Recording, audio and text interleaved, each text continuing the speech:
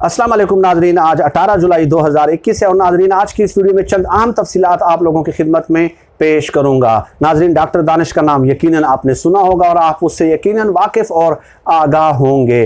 Doctor Danish पहले ARY news, 24 news, 92 news पे काम करते रहे हैं और आजकल अपने मालिकान के फ़राइज़ वो अपने एक यूट्यूब चैनल पे सर अंजाम दे रहे हैं। नाजरीन आज़ाद कश्मीर में इलेक्शन हो रहे हैं, तो आज़ाद कश्मीर में जब इलेक्शन हो रहे हैं और कल इमरान खान साहब ने मुख्तलिफ जगहों पे खिताब किया, आज़ाद कश्मीर का उनका दौरा था, तो डॉक्टर दानिश साहब कहते हैं कि इमरान खान तो पागल हैं, इमरान खान तो पागल हैं। इमरान खान को चाहिए था कि वो आज़ाद कश्मीर जाते ही ना, ठीक है। इमरान खान साहब आज़ाद कश्मीर जाके उन्होंने अपनी सुबकी कराई है, अपनी बेइज्जती कराई है। इमरान खान साहब को लोगों ने भी मशवरा दिया था कि सर आज़ाद कश्मीर में हमारे जलसे जुलूसों में कोई नहीं आ रहा, ठीक है, हमारी पॉपुलैरिटी ख़त्म हो चुकी है, हम ग्राउंड ज़ीरो पे हैं।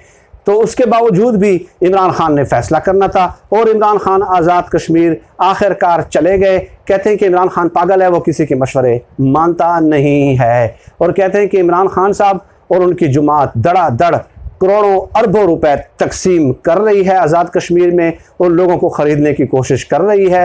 लोगों को पैसे देकर जलसों में बुलाया जाता है, लेकिन उसके बावजूद भी लोग जो है ना जलसों में नहीं आते। दूसरी तरफ वो कहते हैं कि मरियम नवाज साहबा ने अपने आप को मनवा लिया है। जिस गली, जिस सड़क, जिस गांव, जिस बाज़ार, जिस घर के सामने से मरियम नवाज साहबा गुजरती हैं तो लोगों का एक अजीम शान समंदर जो है वो चार तरफ से उमड़ आता है मरियम नवाज के इस्तेकबाल के लिए। गोया मरियम नवाज उनके बकौल बमिसल खुशबू के है जो चारों तरफ फैल रही है और मरियम नवाज साहबा ने एक इनकलाबी लीडर होने का सबूत दिया है। इसके अलावा वो कहते हैं कि मरियम नवाज एक एक दिन में 3-3 जलसे कर रही हैं और इमरान खान साहब एक भी जलसा कामयाब नहीं कर सके और फिर ये पेशगोई भी कर दी कि क्लीन स्वीप होगा आज़ाद कश्मीर में मरियम नवाज की तरफ से। मरियम नवाज साहबा अगली वज़ीर आज़म हैं पाकिस्तान की।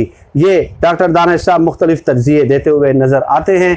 अब मेरा सवाल ये है कि आप लोग कहते हैं कि जी सिलेक्टर सिलेक्टर सिलेक्टर ये पार्टियाँ कहती है ना, तो भाई चीफ सेलेक्टर तो डॉक्टर दानिश हैं, वही वज़ीर आज़म बनाते हैं, वही वज़ीर आज़मों की किस्मत का फैसला करते हैं, ठीक है। अब उन्होंने देखो ना चीफ इलेक्शन कमिश्नर बन गए हैं, वो नतीजे का ऐलान वो पहले उन्होंने कर दिया और बहुत बड़ी सिलेक्शन भी कर दी है उन्होंने। वज़ीर आज़म भी मरियम नवाज को बना दिया और पाकिस्तान का वज़ीर आज़म बना दिया है। वो आज़ाद कश्मीर का भी नहीं, आज़ाद कश्मीर के इलेक्शन में उनको जितवा भी दिया, पाकिस्तान का वज़ीर आज़म बना भी दिया।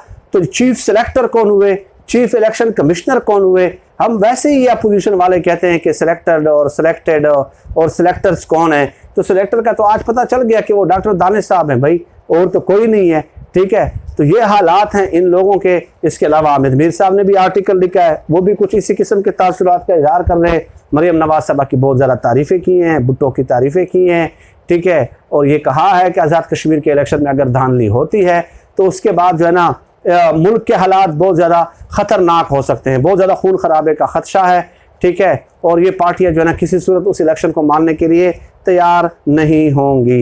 ये मीर साहब ने भी पेशगोई की है। गोया हर तरफ से ये पेशगोइयाँ हो रही है कि किसी न किसी सूरत जो है ना इस्टेब्लिशमेंट को वैसे ही खामखा प्रेशर इस बात पे कन्विंस किया जाए कि आप मुदाखलत करें, आप आज़ाद कश्मीर के इलेक्शन में मुदाखलत करें और जो है ना उनको जितवा दें, नून लीग वालों को जितवा दें। अगर नून लीग वाले हारते हैं तो इस मुल्क को खतरात लाक होते हैं, ठीक है। मैं हमेशा से ये कहता हूँ कि इस्टेब्लिशमेंट को बिल्कुल किसी भी सूरत इंतखाबात में जो है वो नहीं करनी चाहिए मुदाखलत, ये उनका काम नहीं बनता, ठीक है। लेकिन अभी तो इंतखाबात हुए ही नहीं है, तो ये लोग इस तरह का एक नैरेटिव प्रमोट कर रहे हैं कि किसी न किसी तरह वो मुदाखलत करें और नून लीग को जितवाएं, ठीक है, क्योंकि साफ और शफाफ इंतखाबात होंगे ही वही जिसमें नून लीग जीत जाएगी और डॉक्टर दानिश के बकौल जब मरियम नवाज साहबा अगर वज़ीर आज़म बन जाएंगी। अब ये डॉक्टर दानिश साहब जो है नाज़रीन, हम 92 न्यूज़ में थे और ये भी 92 न्यूज़ में होते थे और उस वक्त जब इमरान खान साहब वज़ीर आज़म नहीं बने थे उनके पास डायरेक्ट नंबर होता था।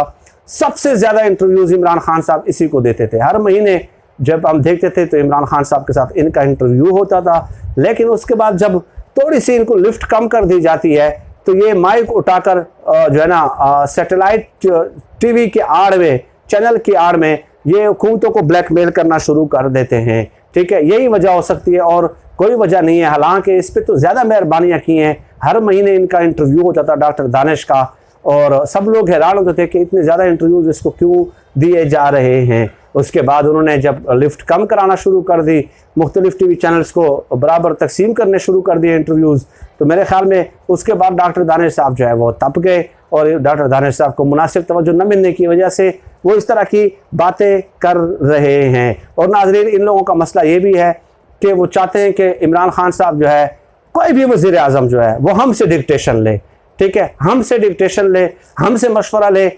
मशवरा ले और उस मशवरे को तस्लीम करे। गोया इनका मशवरा जिस तरह एक सदर का एक एडवाइस नहीं होता कि सदर एक आर्डिनेंस जारी करता है, सदर एक एडवाइस जारी करता है इमरान वज़ीर आज़म को, या वज़ीर आज़म एडवाइस जारी करता है सदर को, तो ये कहते हैं कि हमारे मशवरों की हैसियत सदारती आर्डिनेंस की तरह होनी चाहिए कि हम मशवरा दें, हम तजवीज़ दें और इमरान खान साहब उसके मानने के पाबंद हों।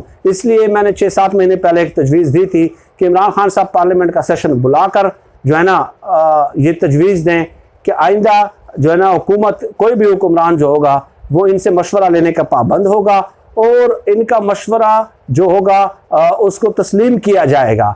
उसके बाद ये लोग राज़ी हो जाएंगे। लेकिन यहाँ पे सवाल ये है मेरा उन लोगों से कि डॉक्टर दानिश साहब ने तो वज़ीर आज़म बना भी लिए, वज़ीर आज़म हटा भी लिए, अवामी राय भी हासिल कर ली, तो उसके बाद अब तोपों का रुख डॉक्टर दानिश की तरफ होना चाहिए और कहना चाहिए कि जो सिलेक्टर है वो डॉक्टर दानिश साहब हैं, ठीक है। और कई वीडियोज़ में उन्होंने मशवरे भी दिए हैं, नवाज शरीफ साहब की नाअहली ख़त्म करने के हवाले से उन्होंने बाकायदा प्रोग्राम्स किए और कानूनी नुकात उठाए हैं कि कैसे नवाज शरीफ साहब की जो सज़ा है वो मुअत्तल हो सकती है। नाज़रीन, इन लोगों का मसला ये है कि ये रद्द-ए-अमल में किसी लोगों को सपोर्ट करते हैं, रद्द-ए-अमल में कि एक तरफ से नाराज़ हो गए तो दूसरों को सपोर्ट करना शुरू कर दिया कि इसको वज़ीर आज़म होना चाहिए।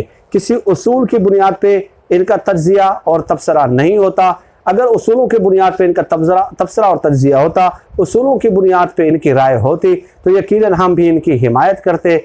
लेकिन रद्द-ए-अमल में कि एक से नाराज़ हो गए तो दूसरे की हिमायत शुरू कर दी, दूसरे से नाराज़ हो गए तो तीसरे की हिमायत शुरू कर दी, और ये याद नहीं रहता कि इससे पहले वो उन लोगों के बारे में क्या कुछ कहते रहे और किन अलकाबात से वो नवाजते रहे हैं। इसमें हमारी कौम का भी कसूर है कि वो बहुत जल्द भूल जाती है कि एक शख्स पूरी ज़िंदगी नवाज शरीफ, शहबाज शरीफ और आसिफ जरदारी को चोर डाकू कहता रहा हो और आज वो उनको हीरो और मसीहा बना के पेश करता है, फिर भी लोग उसके तज्ज़िये और तबसरे सुनते हैं। तो इसमें सबसे बड़ा कसूर देखने वालों का है और सुनने वालों का है, क्योंकि खुदा ने आज तक उस कौम की हालत नहीं बदली, न हो जिसको ख्याल आप अपनी हालत के बदलने का। नाज़रीन, आज की इस वीडियो में इतना ही। वक्तन फ़वक्तन आपसे नशिस्त का एहतमाम होता रहेगा। अल्लाह हाफ़िज़।